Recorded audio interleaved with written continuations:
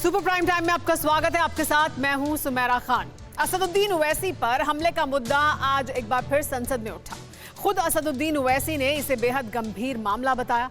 ओवैसी ने पूछा कि लोगों को इतना रेडिकलाइज्ड कैसे कर दिया गया है। टीवी 9 भारतवर्ष से बातचीत करते हुए ओवैसी ने कहा कि गृह मंत्री को लेटर लिखकर बुलेट प्रूफ गाड़ी की मांग करूंगा। उन्होंने सरकार से ग्लॉक वेपन रखने की इजाजत मांगने की बात भी कही। ओवैसी पर यह हमला यूपी चुनाव में प्रचार से लौटते वक्त हुआ था, लिहाजा ओवैसी के करीबियों का आरोप है कि सरकार और समाजवादी पार्टी की साजिश की वजह से हमला हुआ। ऐसे में सवाल उठ रहे हैं कि क्या इस हमले के बाद यूपी के वोटर गोलबंद होंगे? क्या ओवैसी का हमला यूपी चुनाव का टर्निंग पॉइंट होगा? क्या गोली से चुनावी गेम बदलने वाला है?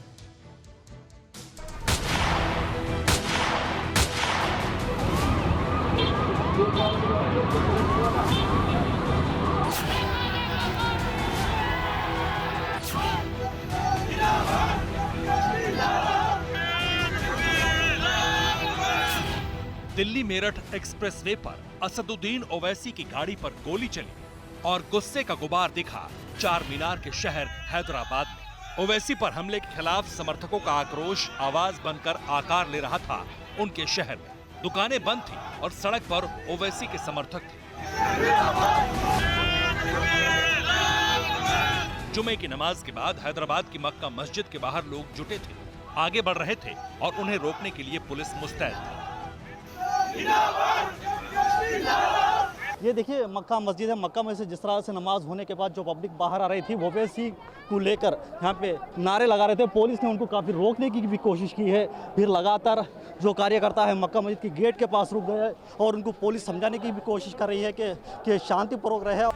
हैदराबाद से लेकर यूपी वाया दिल्ली तक ओवैसी के काफिले पर फायरिंग को लेकर सियासत तेज है।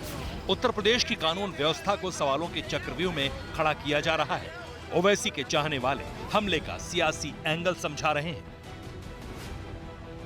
उत्तर प्रदेश में एक तरीके से जंगल राज है और बैरिस्टर साहब के आने से बड़े बड़े लोगों की चूल्हे खसक रही हैं, जिसमें समाजवादी पार्टी और बीजेपी दोनों शामिल इस गेम में, और इन दोनों में से किसी न किसी ने इस हमले को जरूर कराया है। तो सवाल यही उठ रहे हैं, क्या असदुद्दीन ओवैसी पर हमला राजनीति से प्रेरित था? क्या हमले का मकसद हिंदू मुस्लिम को बांटना था? क्या इस घटना से उत्तर प्रदेश चुनाव का परिदृश्य बदल जाएगा? इन सवालों का जवाब आपको विस्तार से बताएंगे। ओवैसी पर हमले के बाद उत्तर प्रदेश के मुसलमानों के मन की बात भी सुनाएंगे, मगर उससे पहले जरा उस तस्वीर को देखिए जिसे देखकर ओवैसी समर्थकों की सांसें अटक गई थी। आखिर ये कौन लोग हैं जो गोली पर भरोसा करते हैं, बैलेट पर नहीं करते? आखिर ये कौन लोग हैं जो इतना रेडिकलाइज हो चुके हैं कि इनको इस संविधान पर एतमाद नहीं रहा, उनको अंबेडकर के बनाए हुए संविधान के खिलाफ हैं, जो इतनी नफरत पैदा करते हैं? आखिर ये कौन लोग हैं? मैं इसको सियासी गुफ्तगू नहीं करूंगा, ये सबके लिए छोड़ रहा हूं। ये खौफनाक दृश्य है ओवैसी पर हमले का। लाल शर्ट वाला हमलावर सचिन ओवैसी की गाड़ी के ठीक सामने आकर गोलियां दाग रहा है, जबकि शुभम नाम का हमलावर दूसरी तरफ से फायरिंग कर रहा है।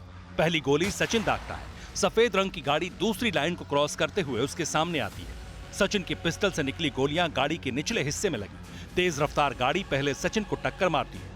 जैसे ही सचिन गिरता है वैसे ही शुभम काफिले पर गोलियां दागने लगता है। सवाल उठता है कि हमलावरों का मकसद असदुद्दीन ओवैसी पर हमला करके डर का माहौल पैदा करना था। आखिर हमलावरों ने अपनी पहचान छिपाने की कोशिश क्यों नहीं की? हमलावर की पिस्टल पर कलावा भी बंधे होने का क्या मतलब है? इन सवालों का जवाब पुलिस दे रही है। तहरीर पे धारा 307 तथा 7 क्रिमिनल लॉ अमेंडमेंट एक्ट के तहत थाना पिलखुआ जनपद हापुड़ में अभियोग पंजीकृत करते हुए पुलिस ने त्वरित कार्रवाई किया तथा इसमें 2 व्यक्ति शुभम और सचिन गिरफ्तार किए गए हैं तथा इनके पास से दोनों के पास से एक अवैध असला तथा कारतूस बरामद किए जा चुके हैं। यह हमला हुआ है पश्चिमी उत्तर प्रदेश के पिलखुआ के NH9 स्थित छिजारसी टोल प्लाजा पर, जहां पर पहले फेज में वोटिंग होनी है। ऐसे में हमले को चुनाव के दौरान मजहबी रंग देने की कोशिश से जोड़कर देखा जा रहा है। कहा जा रहा है कि हमलावर के निशाने पर सिर्फ ओवैसी नहीं थे, बल्कि उत्तर प्रदेश का चुनाव भी था। जो ओवैसी साहब के ऊपर हमला हुआ ये बहुत निंदनीय है और लोकतंत्र में हिंसा की कोई जगह नहीं होना चाहिए। जिन लोगों ने इस घटना को अंजाम दिया ऐसा मालूम हो रहा है कि वो भारतीय जनता पार्टी से जुड़े हुए लोग हैं, लेकिन मुझे तो भारतीय जनता पार्टी और समाजवादी पार्टी दोनों पे शक होता है। हालांकि जिस सत्ताधारी बीजेपी और समाजवादी पार्टी पर गोलबंदी के बहाने हमले का इल्जाम लग रहा है वो दोनों इसे खारिज कर रहे हैं। अखिलेश यादव ने सरकार पर सवाल उठाया है। बहुत मैं निंदा करता हूं और दुखद है कि लोकतंत्र में हिंसा की कोई जगह नहीं होनी चाहिए, और अगर ये हिंसा हुई है तो आखिरकार इसके पीछे दोषी कौन है, कारण क्या है। दोषी पकड़े गए हैं कुछ लोग, लेकिन कुछ लोगों की मंशा क्या थी ये भी साफ आना चाहिए। और ये लोग तो दावा करते थे कि अपराधी भाग गए, तो अगर अपराधी भाग गए तो ये हमला किसने किया। मुस्लिमों के फायर ब्रांड नेता पर फायरिंग से उबाल है। देवबंद के मौलाना मसूद मदनी कुछ यूं चेतावनी दे रहे हैं।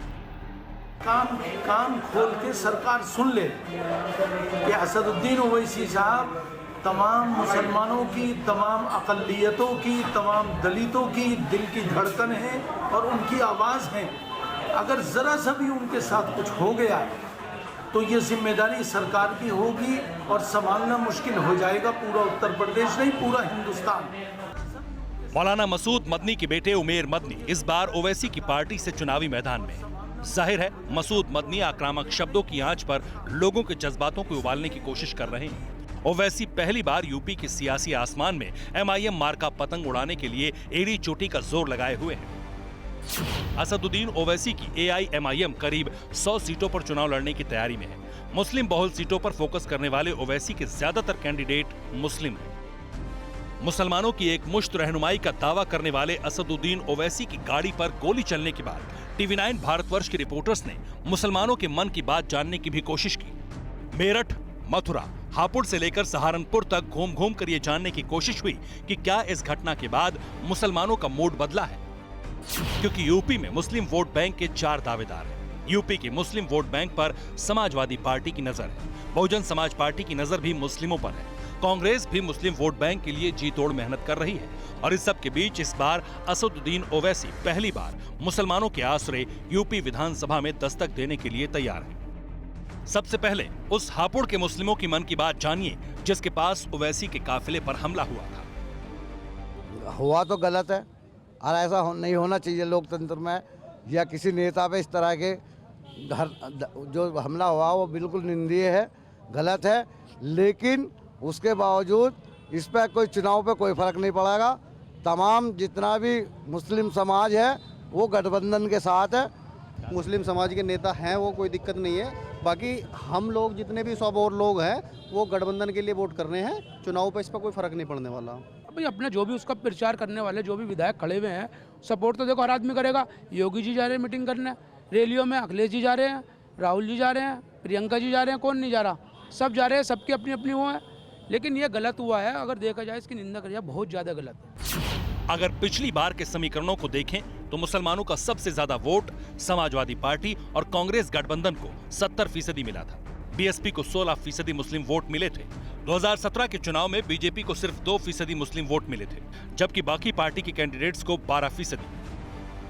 इस बार असदुद्दीन ओवैसी मुस्लिम वोट बैंक में अपनी हिस्सेदारी चाहते हैं। इसी कोशिश में जुटे ओवैसी पर हमले के बाद क्या कहते हैं नोएडा के लोग, जरा सुनिए। असदुद्दीन ओवैसी में एक चुनावी जो समर चल रहा है उसके कारण जो उन्होंने जानबूझ के हमला कराया हो, क्योंकि उनको चुनावी फायदा मिल सकता है और उनको पता लगा है कि जट पर सिक्योरिटी भी अरेंज करा दी गई है। हो सकता है कि उन्होंने चुनावी फायदे के लिए ये अपने षड्यंत्र रचा होगा। पब्लिक को सोचनी चाहिए कि मतलब करवा भी सकते हैं, कोई बड़ी बात नहीं है, या कर भी सकते हैं उन पे हमला। भाजपा के लोग हमारे बिन के साथ में ऐसा कर रहे हैं और अगर कितनी भी करेंगे हम उन्हीं को जिताएंगे। कितनी कोशिश कर लो आप। किसको जिताएंगी? ओवैसी जी को। इस बार कांग्रेस अलग चुनाव लड़ रही है और समाजवादी पार्टी के साथ RLD है। इस बार अब तक AIMIM ने 45 मुस्लिम उम्मीदवारों को मैदान में उतारा है। कांग्रेस के अब तक 56 कैंडिडेट मुस्लिम हैं। समाजवादी पार्टी और RLD ने 40 मुस्लिमों पर दांव लगाया है, जबकि मायावती की BSP ने सबसे ज्यादा 66 मुस्लिम उम्मीदवारों को टिकट दिया है। जाहिर है मुस्लिमों पर नजर हर एक पार्टी की है। इसमें हमले के बाद ओवैसी का क्या फायदा हो सकता है, उसे सहारनपुर के लोगों से समझने की कोशिश करिए।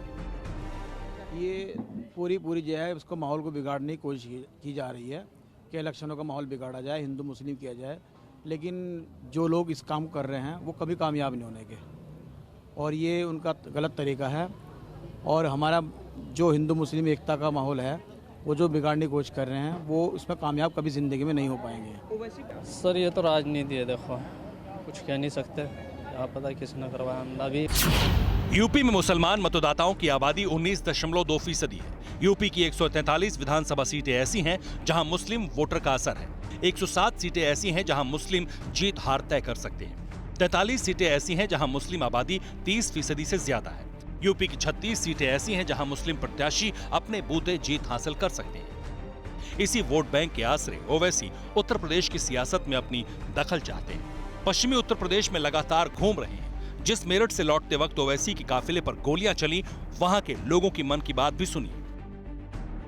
ऐसा कुछ भी नहीं है, उन्हीं के अपने लोग हो सकते हैं वो, क्योंकि वो चुनाव को देखते हुए अपोजिशन करवा रहा हो या वो खुद ही अपने ऊपर ऐसा करवा रहा हो इससे लगे, या जिसने ये काम करा है वो अपनी छवि बनाने के लिए कर रहा हो, तो इसके बारे में कुछ नहीं कहा सकता। पश्चिमी उत्तर प्रदेश में पहले फेज में 10 फरवरी को वोटिंग होनी है। पश्चिमी यूपी में ही मुस्लिम वोट बैंक ज्यादातर सीटों को प्रभावित करते हैं। यहीं पर लगातार गोलबंदी की कोशिश हो रही है। ऐसे में ओवैसी के हमले के बाद लोगों में गुस्सा है, लेकिन वोटिंग के दिन हवा का रुख किस तरफ मुड़ता है, इसके लिए 10 मार्च तक का इंतजार करना होगा। Bureau report, TV9 Bharatvarsh.